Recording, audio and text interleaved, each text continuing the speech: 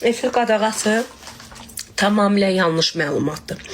Özümüz də görürüz ki, kimə ki qadağalar qoyulmuşdu. Onlar bir efirə çıxırlar. Yəni,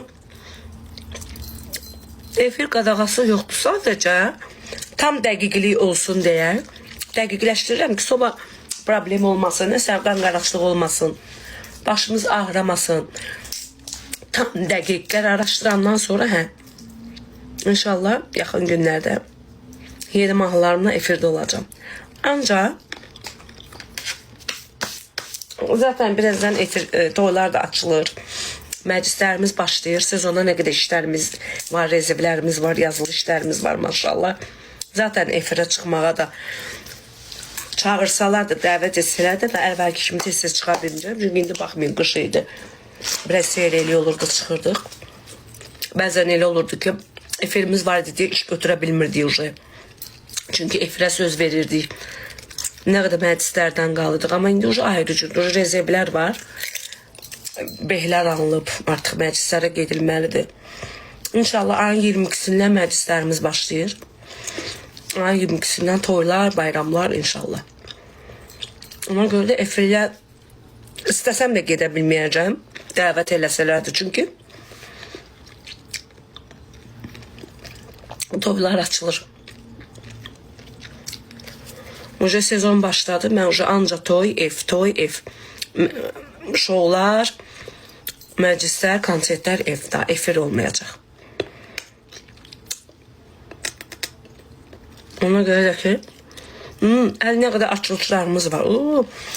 Son zamanlar dəhşət açılışlara gedirəm, maşallah olsun, uşaqlar. Dəhşət şəkildə. Günə 3 dənə, 4 dənə açılışda oluruq. Gürcüstanda konsert nə olar? Gürcüstanda əslində konsert eləmək istəyirdik. Bir ara söhbətlər gedirdi, müzakirələr gedirdi. Sonra razılaşmadıq. Biraz qiymətlə bağlı biraz razılaşmadıq ona görə.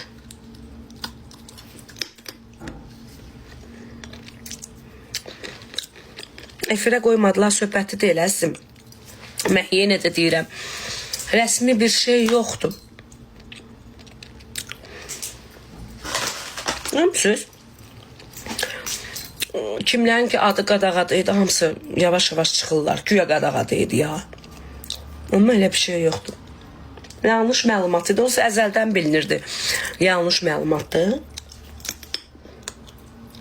İnşallah sadəcə müəyyən bir şeylər var ki, onları gözləyirik. Amma yenə də deyirəm. Bir həftədən sonra toylar açılır. Zaten efirlər çağırsa da indən belə sıx-sıx gedə bilməyəcəm. Çünki artıq toylar başlayır. Saat 7-dən 8-dən bizim yarım saatlıqlarımız, işlərimiz başlayır. Toylar da açılanda normalda indi toylar yoxdur. Düzdür. Toy yoxdur, oruçluqdur. Biz ad günüdür. Məsələn, şov proqramlarda gedirik. Günə 3 dənə yerə gedirik. Məsələn, 4 dənə yerə gedirik. Belə. Ancaq toylar açılanda 6 yerə gedəcək, 7 yerə gedəcək. Başa düşdünüz? Efirə getmə ehtimalı təmiz 0.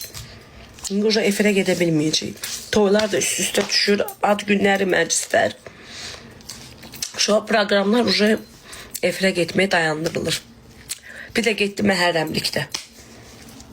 Çünki rezervlərimiz var.